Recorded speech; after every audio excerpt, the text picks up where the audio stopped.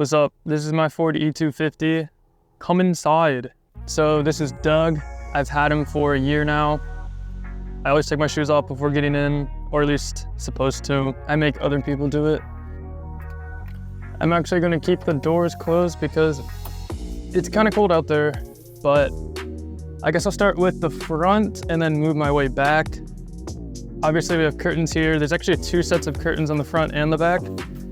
Because the original, I thought they were gonna be more blackout, but they're really not. So I can close both of these and also have this extra, let me turn on the lights. Can also have this extra bit of privacy provided by this extra layer of curtain. And it just kind of brings the coziness of the van kind of together. You don't see the van doors, the bare metal. I'll keep them open for now to, increase lighting. Try to ignore all the recyclables and trash. I'm in the middle of nowhere, so I can't really throw any away right now, but this is everyone's favorite part of the van. Kind of sticks out as soon as you open the door.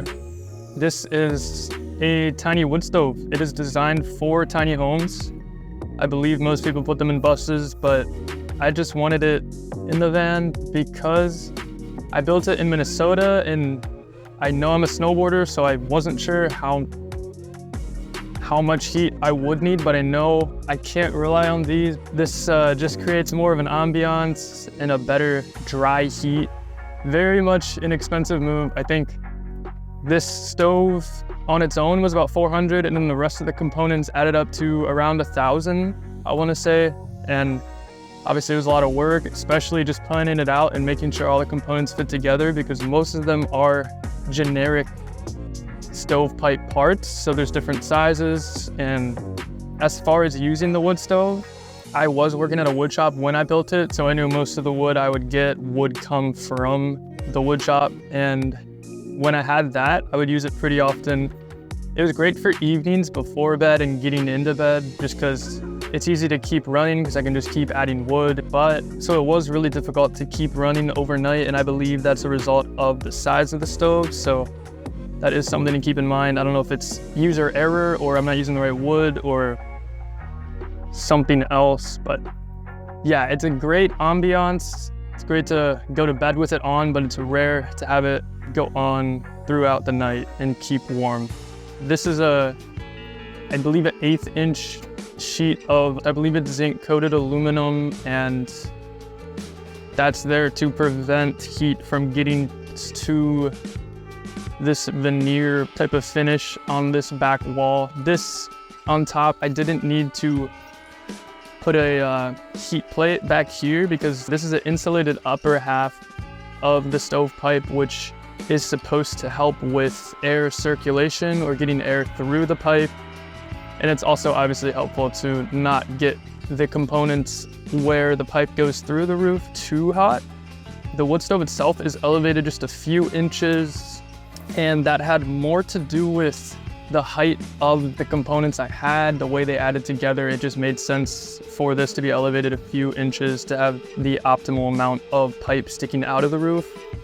This allows for room for things like, usually my lighter's under there. I think I have a fan under here, and then incense, anything I would burn. Also, kind of my clever solution for burning incense in the van. Instead of having like a separate place for it, I can just kind of stick it in there, and then all of the debris just kind of piles up right here, and I can brush it off whenever I'm done. And as far as my lights go, I have this dimmer switch here for the 8 lights that go in 2 rows along the length of the van. These range anywhere from less than a watt at this level to 14, I believe, watts at max level. There's 2 more lights underneath this kitchen area, and those add about 3 watts at max, less than 1 watt at minimum. And then obviously we have storage that's kind of out in the open with the hooks along the front wall. This one's a go-to. I always have my bag here. And then this one for miscellaneous helmets and bags and headlamps and whatnot. And then I do have a backup gas heater just for convenience if I wake up in the morning and I don't want to put the work in to start a fire. I can just turn on the gas heater for a few minutes, warm up, obviously with the door cracked because safety. All right, moving on to one of my favorite components of the van. It is the coffee section, obviously. So we have a coffee maker, just a cheap Walmart one, and coffee grinder.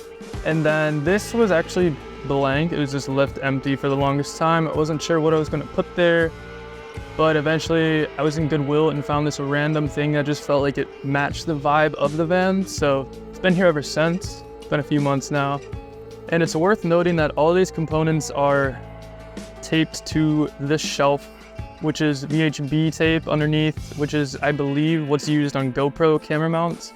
So for my coffee machine, it pulls a maximum of 650 watts, and I only have 100 watts of solar on my roof, and I never connect to shore power, or pretty rarely. So for that reason, I usually don't even turn on my coffee machine just because it's so much wattage. Unless it's summer, midsummer, I'll do it. And instead, I just put in my grounds like normal and just take one of my pots, boil water, and slowly pour it over to give the effect of a drip coffee machine, but more of a manual process.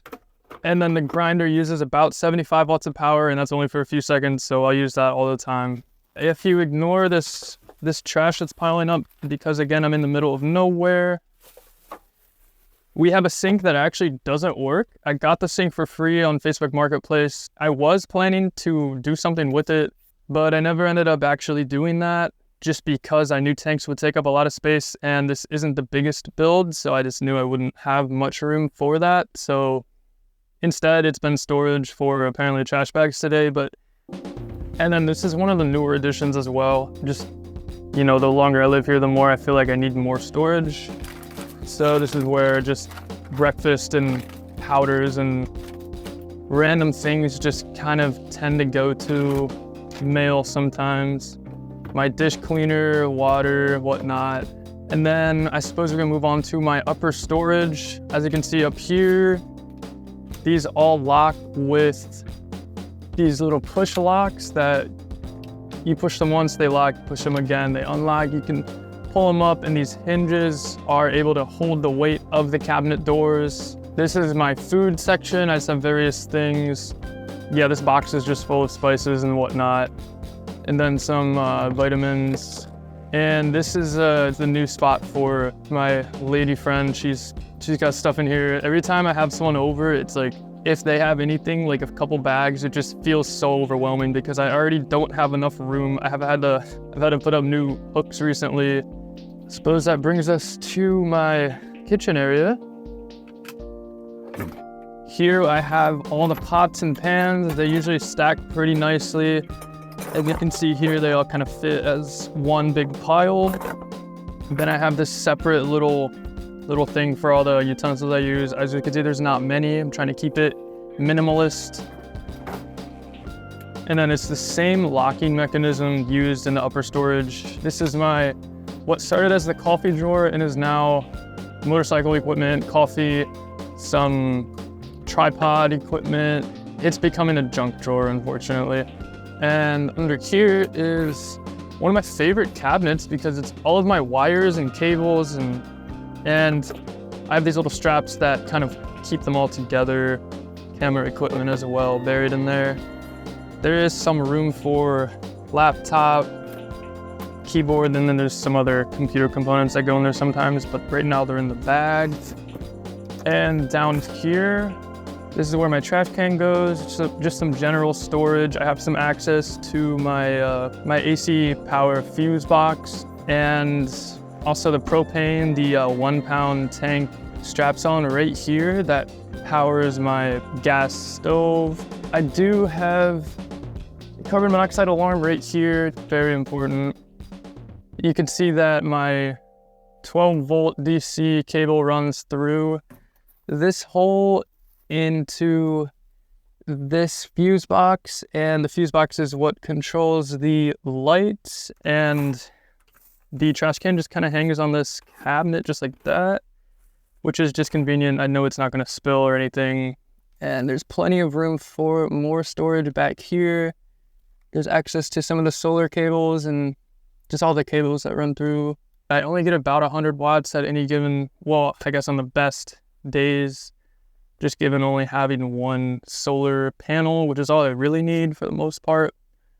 And each one of these, this one is for the coffee equipment. This one is for, oh, I haven't gotten there yet, but that is for the computer's setup. And this one is the stereo in the front, the sound bar, which I also haven't gotten to yet. I actually really like this Bluetti power station because they have a 100-watt USB-C ports, 2 of them, and of course USB-A, just basic, 2 of those as well. And then these 2 12-volt DC, I don't remember the name of the port, and then there's a cigarette lighter 2 for some reason, and this is the solar input. And I get to see how much solar power is going into the van and how much I'm using. These are my chargers for typically nighttime use. I can just charge my phone at night, and this is a charging pad for the Apple homies. This Bluetti power station is 800 watt hours, and it is charged at a maximum of 200 watts and 28 volts. That could be solar or through the 12-volt DC charger and the cigarette lighter, or just on shore power. It comes with the cables for all 3 of those, I believe. And 800 watts maximum output for AC, and I believe 100 watt maximum for DC. I can leave a link in the description for this on Amazon if anyone's interested, and I can do the same for the rest of the items. I do have a double burner Flame King stove. It's really easy to install as well. It's built for RVs. It's just no complaints there. Really easy to clean as well, because you can just take these off and give it a deep clean. It's stainless steel, so love that. As far as the counter goes, I routed it, cut it all myself, gave it the darkest stain I could, and then a lot of clear coat layers on top to give it that shine. It definitely needs a new clear coat, but it's held up pretty well over the last year. Most of the cabinetry is 3/4 inch, pretty much all around. If it's not, it's 1/2 inch with shiplap over the top to give it like a nice finish, a good like cabin aesthetic. That's kind of what I was going for. And then this is completely useless, but I found this in the woods and kind of gave it the same stain that the rest of the van had, and just wanted like a little natural accent on that corner. So that's why that's there. There are various hooks around the van because that's really helpful. And moving on towards the back of the van, hat came off because it's way too hot in here. But here is the bed, very important part of my build. I guess I'll go over the curtains first. These are just like the front, not exactly black out, but the second layer takes care of that. So privacy is not a concern anymore. And we have a cool squall mushroom curtain because why not? As far as lane in the bed goes, it's a little bit short for me. It's almost a twin size. It might be just about, but I'm 5'11"-ish, so can't exactly stretch out all the way, but that's okay because I don't really sleep like that. I normally sleep something like this, like runner's pose, I believe, so it's not a big deal. And the bed itself is just 3/4 plywood with 3 inches of memory foam mattress topper on top, and that is plenty for me. It's actually incredibly comfortable for me for some reason. And underneath, this is where all my clean clothes go. Some extra clothes can go on this side, and these go extremely deep, pretty much across the entire bed. That's not even pulled out all the way, but this is where dirty clothes go, and just sort of extra clothes that I can't fit into this one. One thing to note with the bed is it kind of serves as a couch as well. So I can rearrange the pillows. I have a body pillow and a normal pillow, so they can kind of serve as a comfy place to either work or relax, usually relax. And I have access to all the chargers, so I can charge my phone whilst using it. Also have access to these lights, as I said earlier. And there's a little bit of counter space, which is convenient just to set things down and chill out. All right, and moving on to the entertainment system. But before we get to that, I'm not exactly proud of this part of the van. This is kind of thrown together as like a Goodwill cheap buy that kind of filled the space and served as a shelf. It originally was pretty cool. I can probably link a video if I can find one of my original build with, there was a Xbox, Mac Mini, and speaker, and it just looked clean. I did sell my Xbox because I just never use it and minimalism and whatnot. So no longer have that. The Mac Minis are usually in my bag because I'd rather do work at coffee shops or libraries just to get out of the van every once in a while. So instead, this has turned into, my speaker's still here, but the rest is just general storage. These are like hoodies and pants, and I'm growing mushrooms right now, lion's mane if you're wondering. There's plenty of room to plug in whatever I need to plug in at the moment. What's up? It's me in the future. I'm here editing this video and just wanted to kind of go into a little more detail on this, why I have so many monitors, I guess, and what I use them for. So these two are, the only reason I do have two monitors is one, I think it's cool, and two, because for DaVinci, I can have the timeline on the bottom and then a preview on top. So it's just really good for video editing. But I originally only started with this. So this TV here is 1080p, 75 Hertz, and it's slightly curved.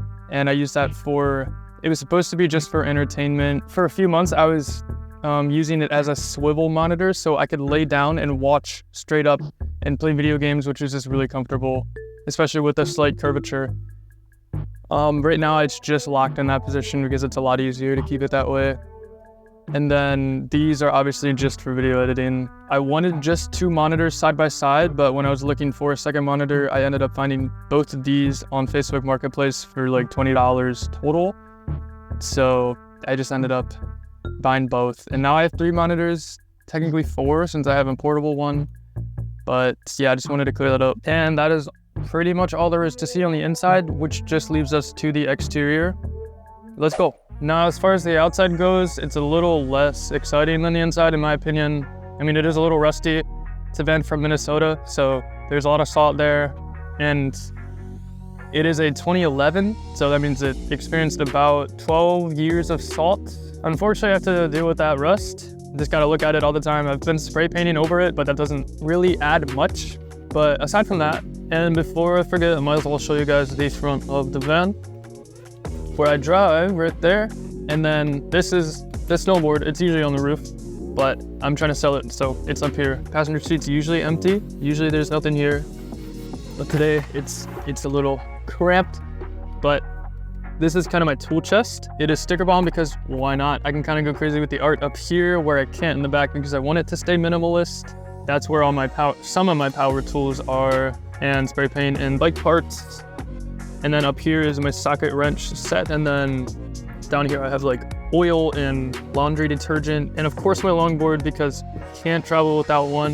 And then behind the passenger seat, I have more. There's a bike tire and some more boards. I even have a FlowLab flow board. I don't know if you can see it, but there it is, 14 wheels. And the sound bar that I mentioned earlier is completely solar powered. It is connected to a subwoofer behind the driver's seat. I believe it's 12 inches. That's just a guess, but sounds great, has Bluetooth, can connect to my phone.